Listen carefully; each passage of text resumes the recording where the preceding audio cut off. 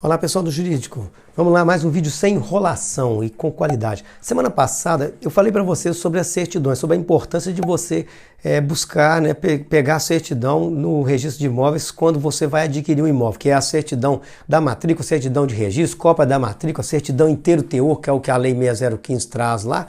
Não importa o nome que ela receba, mas você vai lá e peça uma cópia ipsis literis da matrícula do imóvel para você saber a situação. Aí o que essa certidão poderá mostrar para você? Eu vou falar um pouquinho a respeito disso hoje. Eu vou fazer uma série de vídeos e o vídeo que eu falei das certidões, ele está na playlist do YouTube lá, ok? Que fala de direito notarial e registral, ok? Esse vídeo está nessa playlist, ok? Então, o de hoje agora eu vou fazer uma série de vídeos para os vídeos não ficarem longos a respeito dessas questões, o que podem interessar a vocês, né? Aqueles que atuam na área de direito imobiliário de uma forma geral. Haja vista, né, aos casos práticos que a gente tem lá, um monte de problemas que a gente vê acontecer no dia a dia.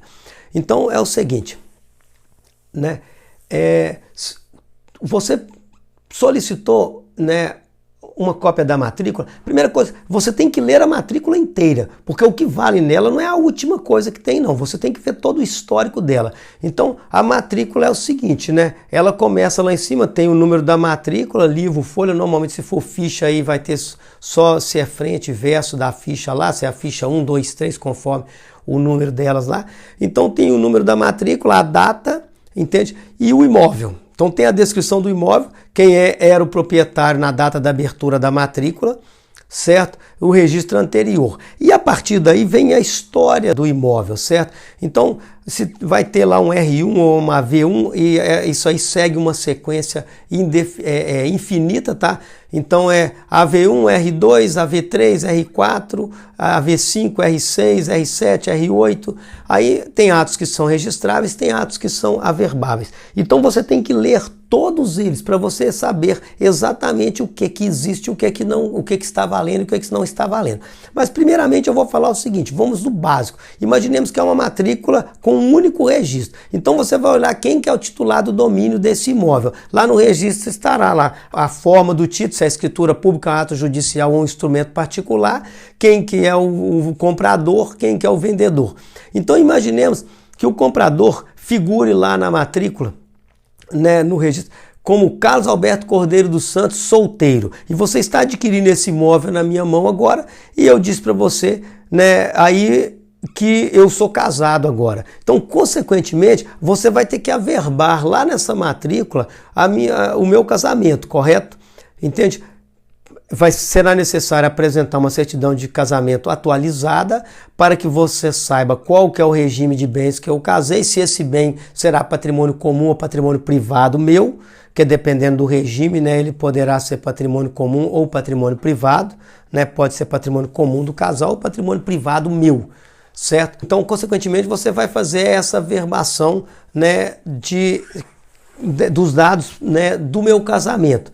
Certo? Se o regime for diferente do legal, consequentemente haverá necessidade de registrar no livro 3 do cartório de registro de imóveis o pacto antinupcial e fazer a verbação dele nessa matrícula também, ok?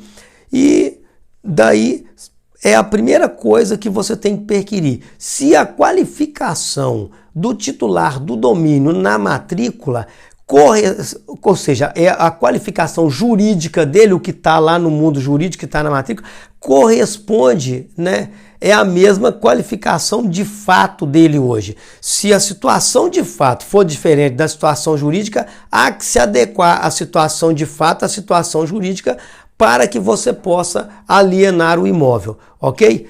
Normalmente a escritura costuma ser lavrada antes e essa verbação é feita no ato do registro da escritura, mas haverá necessidade em alguns estados de você apresentar a certidão de casamento e em outros, né, o Código de Normas permite que essa verbação seja feita com os dados constantes da escritura pública, ok? Haja vista que o tabelião tem fé pública, se ele colocou lá os dados do vendedor, né? Então, no meu caso, Carlos Alberto Cordeiro, casado, né? Regime de X de bens lá, com fulana de tal, CPF tal. Então, em certos estados, eu não vou falar nenhum, porque são, né, vários no país, são 26, então isso pode mudar. correto? De estado para estado.